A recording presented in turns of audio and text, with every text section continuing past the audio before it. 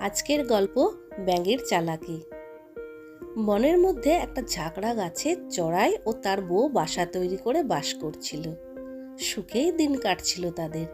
হঠাৎ একদিন সেই গাছের নিচে একটা হাতি এসে শুয়ে জিরোতে লাগলো।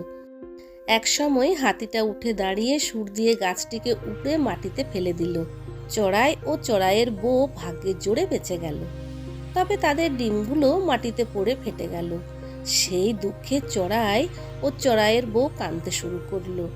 পাশের একটা বড় জাম গাছে বাস করত এক কাঠঠোকরা। কান্নার আওয়াজ শুনে সে ছুটে এলো চড়াই ও চড়াইয়ের বউয়ের কাছে। বলল, কি হয়েছে তোমাদের? তোমরা কাঁদছো কেন? চড়াইয়ের বউ কাঁদতে কাঁদতে সব কিছু খুলে বলল। কাঠঠোকরা সব শুনে খুব রেগে গেল।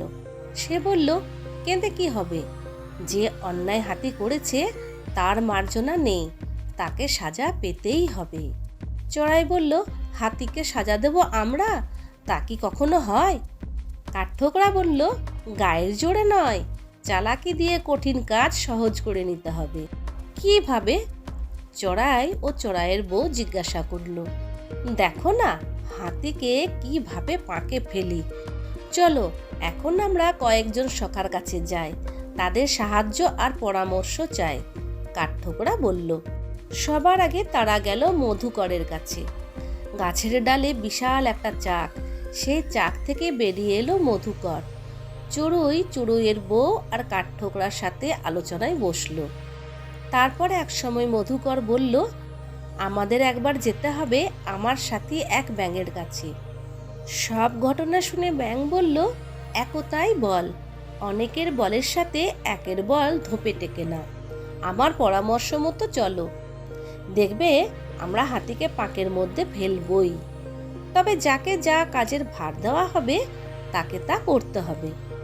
মধুকর বলল, আমায় কি করতে হবে? ব্যাঙ বলল, হাতি দুপুরবেলা যখন খেয়ে দিয়ে শোবে, তুমি তখন তোমার দলবল নিয়ে হাতির কানের কাছে সুমধুর সুর শোনাবে। সেই সুর শুনে যেন হাতিটা ঘুমিয়ে পড়ে। কাঠঠোকরা বলল, আমার কাজ কি? ব্যাঙ বলল, হাতি যখন ঘুমিয়ে পড়বে তুমি তার চোখ দুটো তোমার সরু ঠোঁট দিয়ে ফুটো করে দেবে, যাতে হাতি আর দেখতে না পায়। হাতি তখন এলোপাতাড়ি ছোটাছুটি করবে চোখের ব্যথা বেদনা থেকে রেহাই পাওয়ার জন্য। আমি তখন আমার দলবল নিয়ে চিৎকার চেঁচামেচি শুরু করব। হাতি তখন ভাববে ধারে কাছে কোথাও জলাশয় আছে।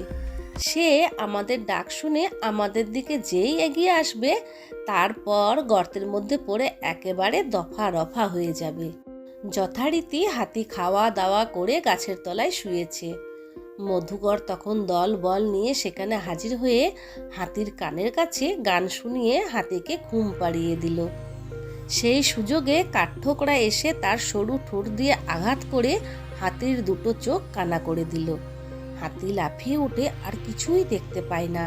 সে এদিক ওদিক কেবল ছোটাছুটি করতে থাকে। ফলে একসময় হাতির পিপাসা পেল। পিপাসায় বুক যেন ফেটে যায়। সেই সময় ব্যাঙেরা সবাই মিলে ডাকতে শুরু করলো জোরে জোরে। হাতি ভাবলো সামনেই বুঝি জলাশয়।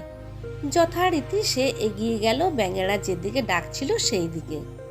পড়বি তো পর একেবারে গর্তে। পাঁকের মধ্যে পড়ে সে লুটোপুটি খেতে লাগলো। ভারী শরীর কাদায় এমনভাবে আটকে গেল, কিছুতে সে আর গর্ত থেকে উঠে আসতে পারল না।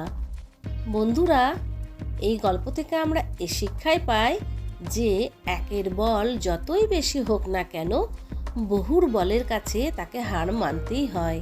তোমরা সকলে ঈশ্বরের আশীর্বাদে খুব ভালো থেকো, সুস্থ থেকো, আনন্দে থেকো, এই শুভকামনা নিয়ে আজকে এখানেই শেষ করছি। বাই।